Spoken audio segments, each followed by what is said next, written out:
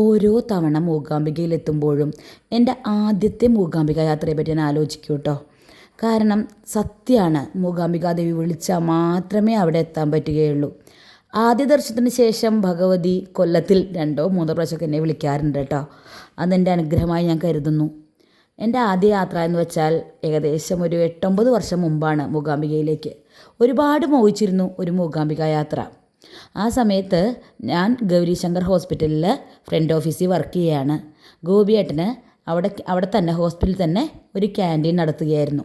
അപ്പോൾ ഞാൻ ജോലി കഴിയുമ്പോൾ എപ്പോഴും ക്യാൻറ്റീനിൽ പോയി ഗോപിയേട്ടനെ സഹായിക്കുമായിരുന്നു കേട്ടോ. അങ്ങനെ നല്ലൊരു തിരക്ക് പിടിച്ച സമയം. വെളുപ്പിന് 3 മണി തുടങ്ങി രാത്രി 10 മണി വരെ വിശ്രമമില്ല. അങ്ങനത്തെ ഒരു ജീവിതമായിരുന്നു ആ സമയത്ത്, ഒരു 3-4 കൊല്ലം. അപ്പോൾ യാത്ര എന്ന് വെച്ചാൽ അപ്പോഴും നമ്മൾ കൊല്ലം 2-3 യാത്ര നടത്തും. എന്നാൽ ഇതുപോലെ ഒന്നും നമുക്ക് പറ്റുമായിരുന്നില്ല. അങ്ങനെ ഒരു ദിവസം എൻ്റെ ചിറ്റയുടെ മകളുടെ കുട്ടിക്ക് എഴുത്തിനിരുത്താൻ പോവുകയാണ് മൂകാംബികയിൽ. ട്രാൻസ്പോർട്ട് ബസ്സിലാണ് യാത്ര. അവരന്ന് വൈകുന്നേരം പോകാൻ എല്ലാ ടിക്കറ്റിനും ബുക്ക് ചെയ്തു. എന്നെ നേരത്തെ വിളിച്ചെങ്കിലും ഞാൻ ഈ ക്യാൻറ്റീൻ കാരണം വേണ്ട എന്ന് പറഞ്ഞു. പെട്ടെന്ന് ഉച്ചനേരത്തെ എനിക്കൊരു തോന്നലാണ്, പോയാലോ. ചിറ്റ എന്നെ ഒന്നും കൂടി വിളിച്ചു, എടി നീ വരുന്നുണ്ടോ?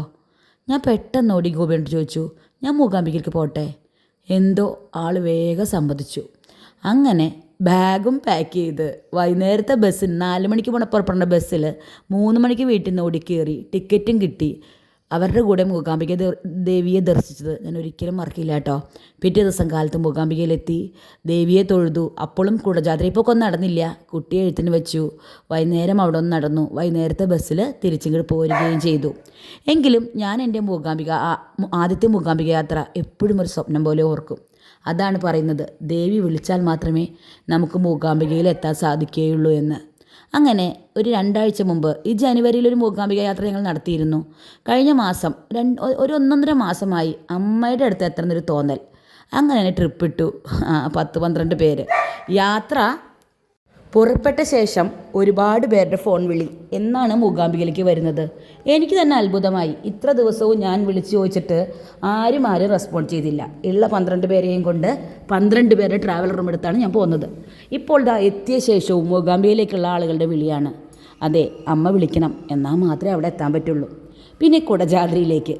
ഓരോ പ്രാവശ്യവും കുടജാദ്രിയിൽ കയറുമ്പോൾ വിചാരിക്കും ഇനിയില്ല എന്ന്. പക്ഷേ നമ്മൾ ആളുകളെയും കൊണ്ട് പോകുമ്പോൾ ഇപ്പോൾ ഞങ്ങൾ 12 പേരാണ് പോയിരുന്നത്. അതിൽ 6 പേർക്ക് വരണ്ട, 6 പേർക്ക് പോകണം. കൂടെയുള്ള ആളുകളുടെ എല്ലാ കാര്യങ്ങളും സാധിച്ചു കൊടുത്താൽ മാത്രമേ എൻ്റെ യാത്രയ്ക്ക് സംതൃപ്തി കിട്ടുകയുള്ളൂ. എന്തെങ്കിലും ആവട്ടെ, തലേദിവസം തിരുപ്പതി യാത്ര ക്ഷീണമുണ്ടെങ്കിലും കുടജാദ്രിയിലേക്ക് പോകാമെന്ന് തീരുമാനിച്ചു.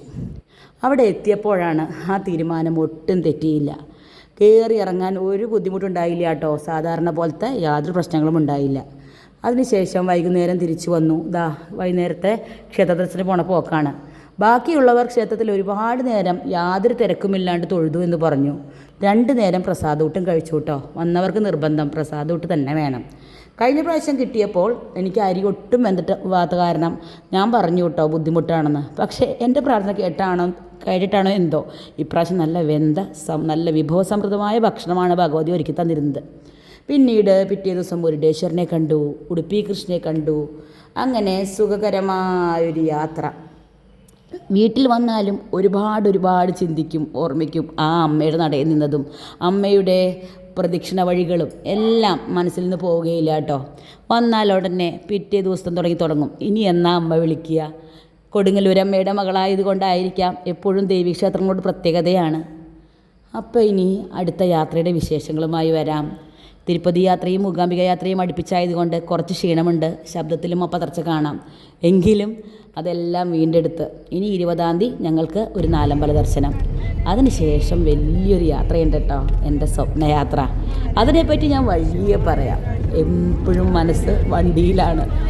വണ്ടിയിലുള്ള ഭജൻസൊക്കെ കേട്ടോളൂ കേട്ടോ. അപ്പോൾ മറ്റു യാത്രാ വിശേഷങ്ങളുമായിട്ട് വരാമേ. ഓക്കേ.